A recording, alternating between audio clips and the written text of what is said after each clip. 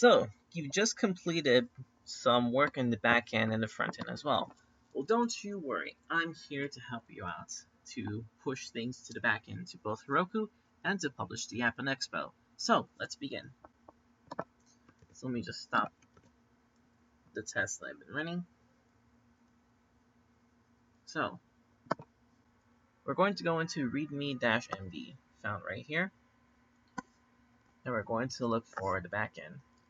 So make sure all of this is met. Make sure that your env file is there as well. For more information about our env file, please refer to the installation video. For production, the command line, we want to cd into the backend, which we are there. So let's just run Heroku login.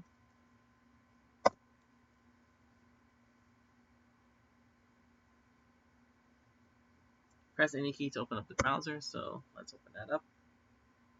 Log into Heroku CLI. Use the login credentials given to you by Dr. Cristina Palacios. And we're logged in. Cool. So let's return to our CLI. Nice. So let's check out our Heroku config. So Heroku config.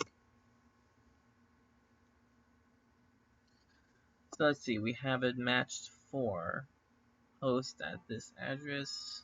User is this. Password is that. Secmin hour. And env is production. Okay, so this is all good so far. So now that we have our environment variable set, make sure to open package.json to make sure all of this is pretty good. And now, since we're finally ready to do it, let's git add everything. Git commit -m, updating to Heroku. Now, instead of git push origin master, we're going to do git push Heroku master. Up, and sometimes this might happen. The remote contains work that I do not have locally. We're going to git push forced anyway. Because usually it will be rejected by like small things, by files generated from the dist, but you know, it's such as that. So we're going to wait for it to finish. Done, and it is done. So let's verify by logging into our Heroku.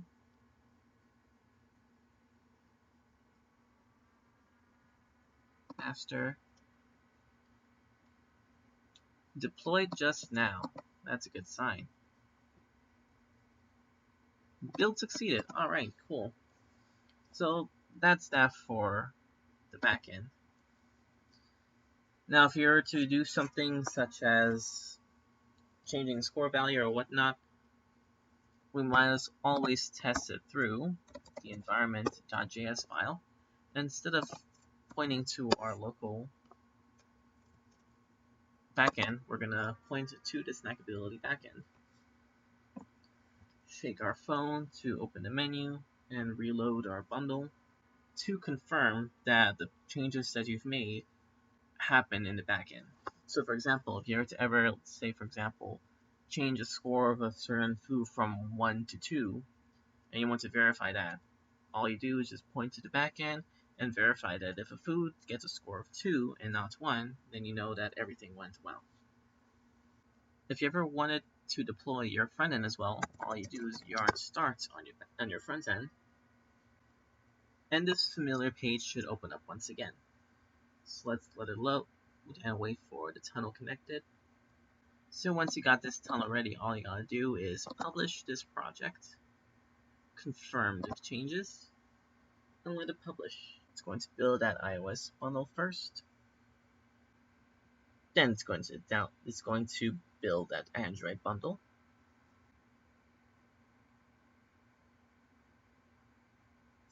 Or if you see this also event emitter memory leak, don't really worry about it.